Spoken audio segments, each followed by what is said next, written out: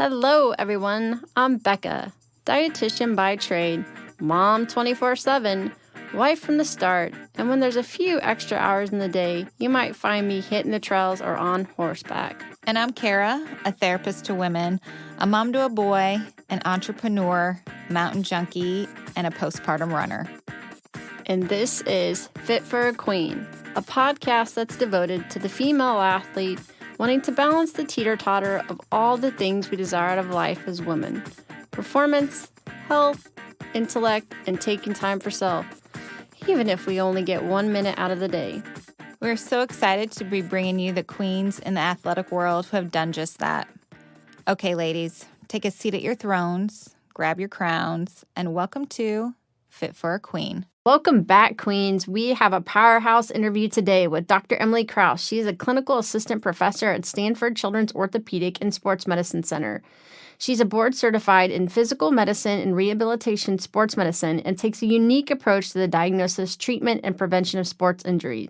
She serves as the director of the Stanford Female Athlete Program, focused on female-specific translational research to answer fundamental physiological and sports performance questions important to improving the health and performance of girls and women, including the topics of bone health, female athlete triad, REDS, running biomechanics, and mental health. Dr. Kraus also serves as the medical director of the Stanford Children's Motion Analysis and Sports Performance Lab, focused on cutting-edge biomechanics research with a strong clinical application. She's involved in multiple Stanford-approved research projects, including the Healthy Runner Project, a multi-center prospective interventional study focused on bone stress injury prevention in collegiate, middle, and long-distance runners. She also has research and clinical interest in youth sports specialization, endurance sports medicine, injury prevention, running biomechanics, and adaptive sports. Dr. Kraus herself proudly grew up as a three-sport high school athlete in small-town Nebraska and is now an avid runner and cyclist, completing 9 marathons, including Boston twice, and California International Marathon in 2019 with a time of 2 hours and 50 seconds. Smoking fast. With staying physically active as one of her personal passions, she recognizes how sport participation plays a valuable role in the physical, emotional, professional, and social development of a child and adolescent, and is committed to maintaining these ideas for the next generation of youth athletes. Whew, you can see why she is a powerhouse woman. Welcome. Thank you for having me, Rebecca. What an honor. I'm just testing your vocal cords and your breathing with that. Well, we couldn't really, miss anything. Flattered by the intro. Well, it's well-deserved. So tell us, what piqued your interest in the female athlete, especially bone development and endurance sports?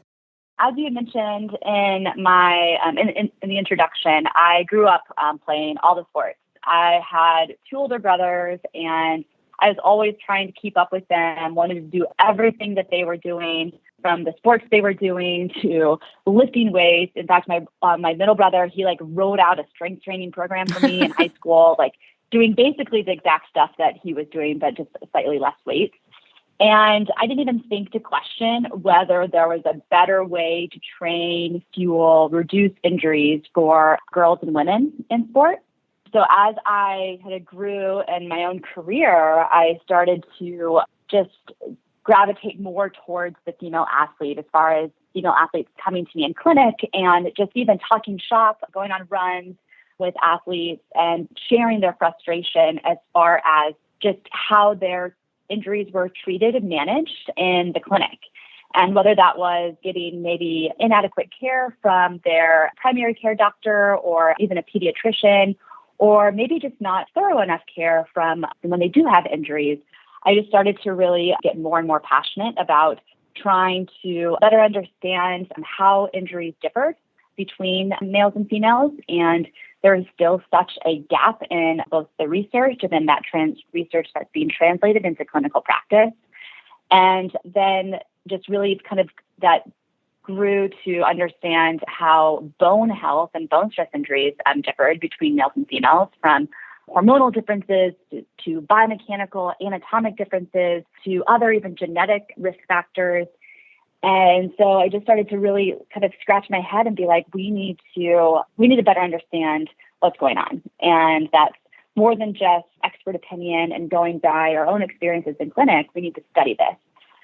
So I really feel very fortunate to have trained under some great mentors and here at Stanford, which really started to help me build my own foundation to do research on this. And Dr. Michael Fredrickson, he's a great sports medicine physician at Stanford.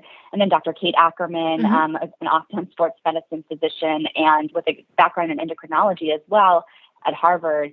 And through these mentors, these collaborations have started to build some good research on female athletes to really try and understand injury risk, but also learn how to best translate this information to coaches, to parents, to athletes, to other sports medicine clinicians throughout the world. And another big thing and like that I just still notice is that these athletes who come into my clinic, they still have these misconceptions about what their body needs to look like, or they need to lose their period to feel really fit and get fast. And those are not, that is not an accurate assessment of how they're going to stay healthy in their sport. And I'm sure you've had numerous conversations about the importance of regular menstrual cycles, especially in the young developing athlete as it relates to just bone health and growth and development. And any way that I can help improve that research, but also make sure that that information is getting into the eyes and ears of the athlete and the coaches, it's just a big priority of mine.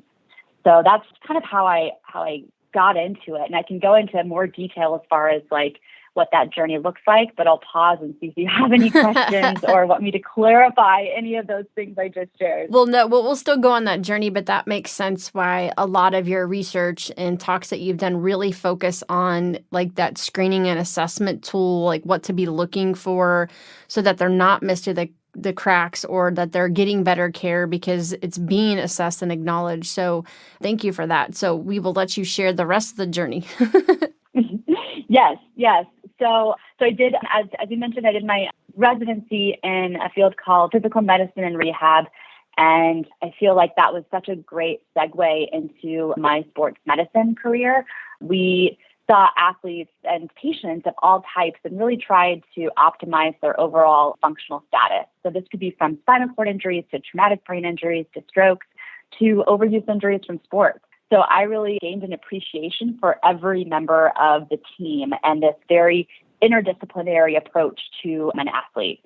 So I took that into my fellowship year, which was also at Stanford, and then into my own medical practice, where my approach is very team-based. I work with sports dietitians, I work with psychologists, especially sports psych, and I work with some amazing physical therapists, chiropractors, biomechanics, and we all can provide really important information to the just both identifying risk factors for injury, but also really getting an athlete back to sports as safely and as healthy as possible.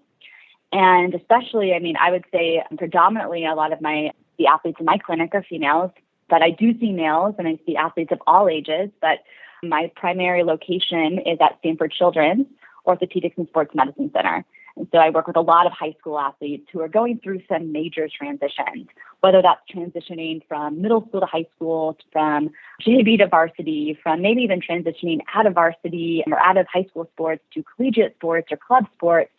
And so I see a lot of some mistakes and some errors, both in training and fueling, and just even the relationship with exercise, the relationship with nutrition, and just really as they're kind of growing through these transitions with their body too. And so those transitions are puberty, and males and females go through puberty differently with different fluctuations of different sex hormones that are going to affect body composition, bone health, and really how they should approach their training.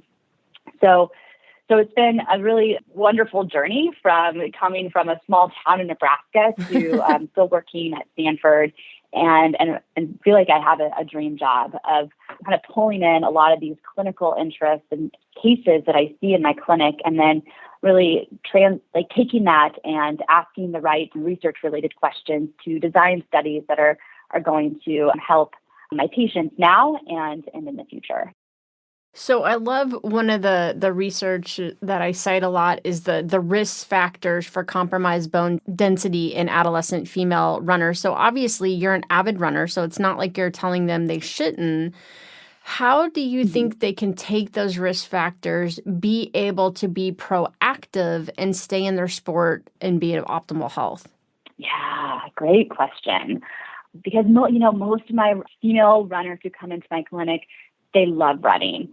And the last thing that I want to do is tell them to stop their sport or run significantly less than maybe their desired training level.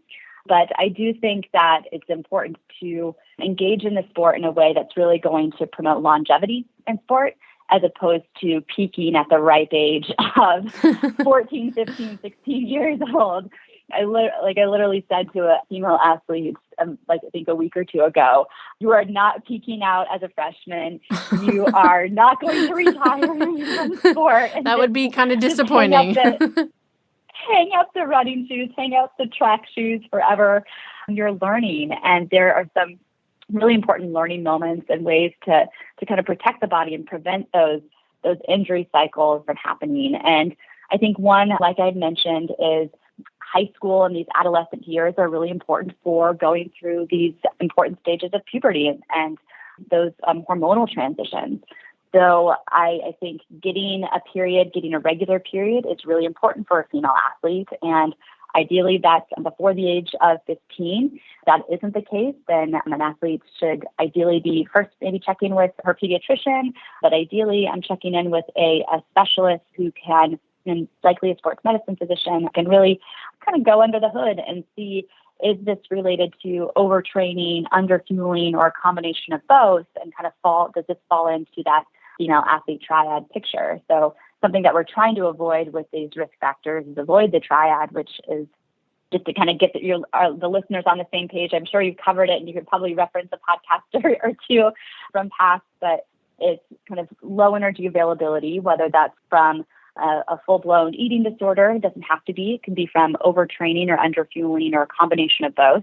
That's the first one. That can lead to irregular periods from the hormonal suppression from the low energy availability. So that could be missed periods completely, or athlete not getting her first period because of this low energy availability and that hormonal suppression. And then the third is some degree of impaired bone health, whether that's low bone mineral density, which is diagnosed with a special machine called a DEXA scan, dual energy X-ray absorptiometry, or that could be from even just bone stress injuries, so overuse injuries of the bones, also called stress reactions and stress fractures. So we're trying to avoid that triad, and then kind of the more expanded definition, which kind of goes beyond into other health and performance consequences, which is called relative energy deficiency in sport, or REDS. So some other kind of warning signs and signals is if an athlete isn't matching her fueling to really kind of match her training and increase in training volume. That might be overall mileage per week. It could just be overall intensity, maybe the intensity of the workout. So we do see that happening, and it could be both under fueling, but just impaired timing of fueling. And I'm sure you see this probably with your cases and with your athletes a lot, where it's just, they don't know the important time points. They don't plan ahead. They get out the door because they're running late, and because they stayed up late doing homework or on their TikTok or doing who knows what. But the planning wasn't there, and that leads to this vicious cycle of missing their morning breakfast, missing that important fueling before they kick off the day, that workout, and they just kind of go into this deficit from the start of the day. So really easy fixes, breakfasts are such an important kind of secret weapon of the day. Periods are powerful, and that kind of healthy relationship with sports, and especially in the Bay Area, we see a lot of these athletes who train all year round, and seeing this a lot, kind of early sport specialization, even in running, and it's not helpful and can really actually be harmful for a lot of these athletes, because it just can lead to both mental burnout and physical burnout, and just kind of a flattening as far as performance. So I think really respecting the off season and diversifying activities in sports, sampling other sports. They may not be the best at rock climbing or the best at swimming or cycling or soccer or basketball, but really mixing it up for a period of time throughout the year to just give their body a break from the repetitive loading of the sport of running. Love it. And that brings me, you mentioned something about what's under the hood. I've often wondered, we're Mhm. seeing more of these specialization medical clinics, but for most, they're going to their primary cares or their sports physicals. Do you feel there should maybe be a different physical assessment for runners, like in their wellness, like even from the adolescent athlete to, the peri or postmenopausal athlete? Oh yeah. I feel like as a runner who sees a lot of injured runners, I think sport specific physical assessments can be incredibly valuable, and especially kind of in like that screening timeframe as opposed to more of a reactive treatment timeframe. But I think it's also really important to know what to do with the information. Mm-hmm. I think there's a lot of value in pre-participation physicals. I think that those should ideally be done by the pediatrician or the primary care doc and get some of the medical information, and then you can do a more focused musculoskeletal exploration with a physician, a sports medicine physician. But in the case of a runner, I think really just kind of my physical assessment for a runner who's coming in to try and prevent injuries or prevent some of the negative consequences of triad and relative energy deficiency in sport. It would involve a good injury history, just see what's happened in their past. Really ask about menstrual cycle, how many periods they're having. Are they having monthly periods? Have they had their first period? Has that changed as far as even just flow and the number of days their cycle or that they're menstruating? Any medications that they're on, whether they're on any hormonal contraception, birth control pills or IUD or otherwise, and then other medications that can potentially affect bone health. There is a list that is just worthy of being aware of. Then training volume, of course, trying to make sure that they're not running 7 days a week, 60 plus miles per week. Some of these athletes are, which is totally fine. I don't know about 7 days a week, but if you're an elite or pro athlete and you've really built up and you're kind of in that peak season, that's very different than like a high school athlete in their second or third year of running. So kind of back to your initial question about these physical assessments, they're going to vary from a middle school to high school to collegiate to weekend warrior to I consider myself a competitive recreational athlete. And then like the kind of postpartum, perimenopausal, all these other categories. I think there are certain important questions that should be asked for each of those groups. And then asking about nutritional and sleeping habits. I'm not a sports dietitian. I don't claim to be one. I do ask about nutrition, and if there are a lot of kind of red flags for me as far as potentially underfueling or maybe a very unique or restrictive diet that makes it hard to get those important nutrients, I will strongly encourage a follow-up or a consultation with a sports dietitian. And then really thinking even about biomechanics. We both know our buddy, oh my gosh, Nathan. Yeah, Nathan. Oh, he'll love that. and he is a great resource to kind of think about biomechanics and strength and running form. And especially in women at certain stages, or if they've had certain injuries kind of around the pelvic area, really asking questions about kind of pelvic floor strength and whether and especially if they're postpartum. I'm really thinking about some of those questions as well, which are unique to female runners.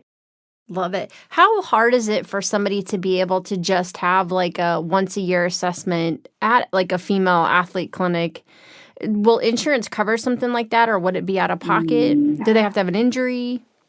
That's a great question. I feel like, unfortunately, a lot of my runners are coming from an injury history. So I do think I often find a way to get insurance coverage for this.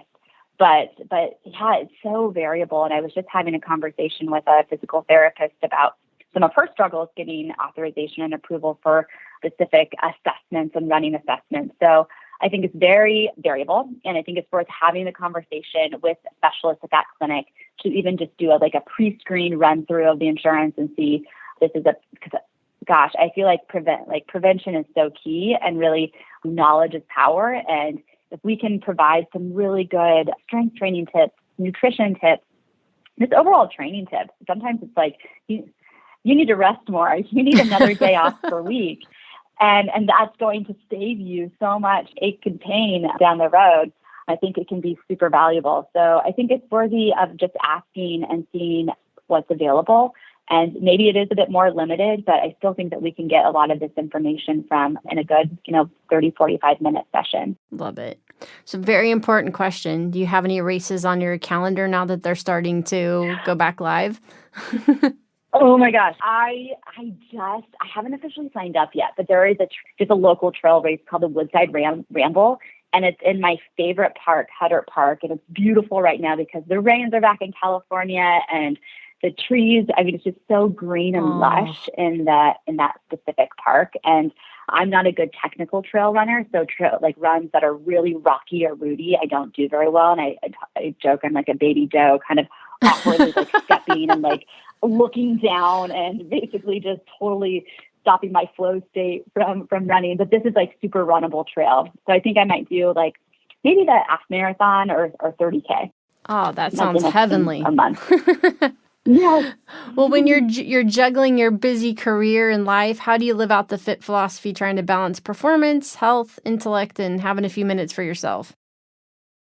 Yeah. Oh, balance is so important. And I think we're always swinging one direction or the other. And I never consider myself in true balance, but I love the whole fit philosophy. So I guess one, like I mentioned, I'm a runner. I try and get out the door, run maybe 4 or 5 times per week, and the trails especially.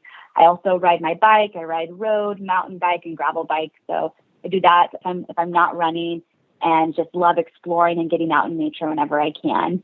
And then I try to do a little bit of yoga and flexibility, and that's kind of taps into some meditation and breathing sometimes if I'm not too sore from the day before's activities. And overall health, I eat a pretty balanced diet. I don't follow any specific diets. I just really try and eat kind of more whole foods, less processed, and cook when I can. But I'll be honest, I should cook more. And there's some great cookbooks out there that I just I have this running recipe list that I want to dive into.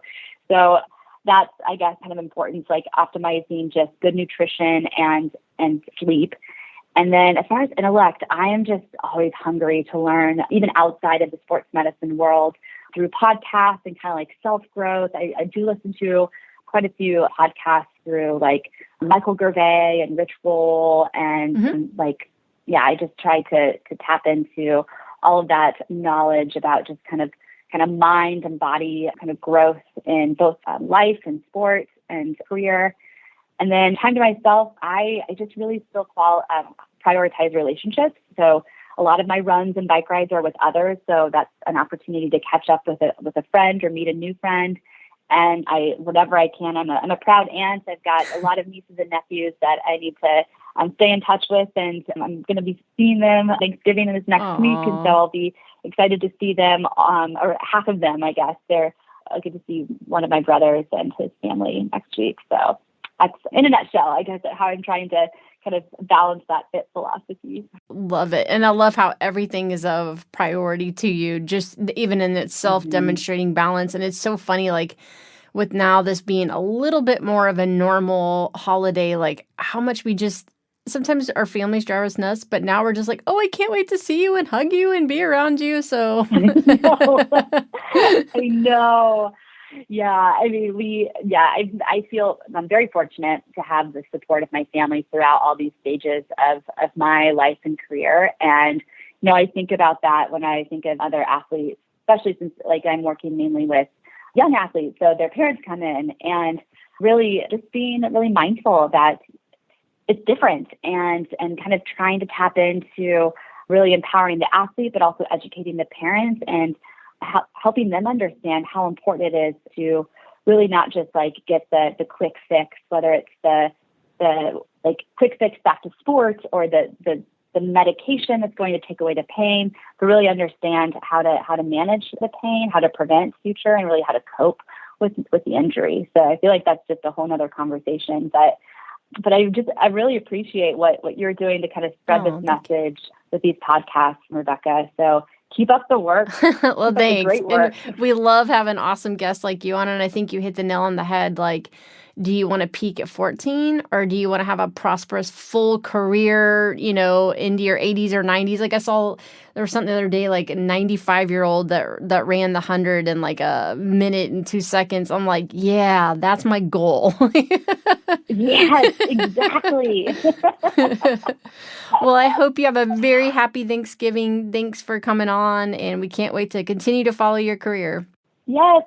Thank you. Happy Thanksgiving to you too, Rebecca. Absolutely. Bye, Queens. Today's episode is brought to you by yours truly. I'm excited to announce the releasing of my book, Finding Your Sweet Spot in Sport, Avoiding Relative Energy Deficit in Sport, also known as RED-S, by optimizing your energy balance. Be sure to follow me on social media or go to my website, www.beccamccombel.com. Bye, Queens. For additional information on today's topic and guests, follow us on Facebook, Twitter, and Instagram at Fit for a Queen. And Hashtag Fit for a Queen. don't forget to rate us on iTunes. We can't wait for you to join us next time on Fit for a Queen. Bye, Queens.